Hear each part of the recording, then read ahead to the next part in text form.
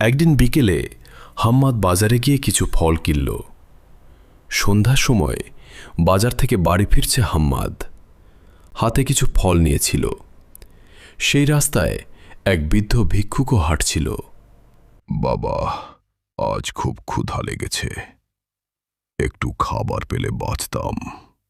আমার কাছেও বেশি কিছু নেই চাচা, তবে আল্লাহ নামে বলছেন যখন, এই নিন। বৃদ্ধটি হাসলেন। ঠিক তখন পাশ দিয়ে হাঁটছিলেন ধনী ব্যবসায়ী সাইফুল। সাইফুল, আরে, ওদের মতো লোককে দিলে শেষ নেই, এরা সবাই ভান করে। হাম্মাদ, ভাই, আমরা দেই আল্লাহর সন্তুষ্টির জন্য। সে ভান করুক বা সত্য হোক, আমরা নেক নিয়ত রাখি। সাইফুল বিরক্ত হয়ে চলে গেলেন। রাতে বাড়ি ফিরে আয়েশা বেগম তার মা জিজ্ঞেস করলেন, বাবা, আজ এত অস্থির দেখাচ্ছে কেন?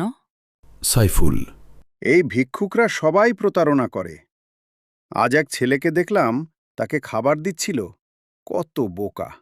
আয়েশা বেগম, বাবা, মনে রেখো, দয়া হল আল্লাহর সবচেয়ে প্রিয় আমল। তুমি জানো না কে সত্যিকারের অভাবী আর কে নয়। দান মানে পরীক্ষা, আমাদের নিয়তকে পরীক্ষা করা। সাইফুল চুপ করে গেল।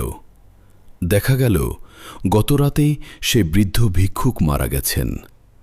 তার বুকে একটি কাগজ পাওয়া গেল। সেখানে লেখা ছিল, আল্লাহ, আজ যে যুবক আমাকে খাবার দিয়েছিল তাকে তুমি উত্তম প্রতিদান দিও। এই খবর সাইফুল শুনে ভীষণ কেঁদে ফেলল। সাইফুল, ভাই, আমি ভুল করেছি, আমাকে ক্ষমা করে দিও। তোমার দয়ার কথা সারা জীবন মনে রাখব।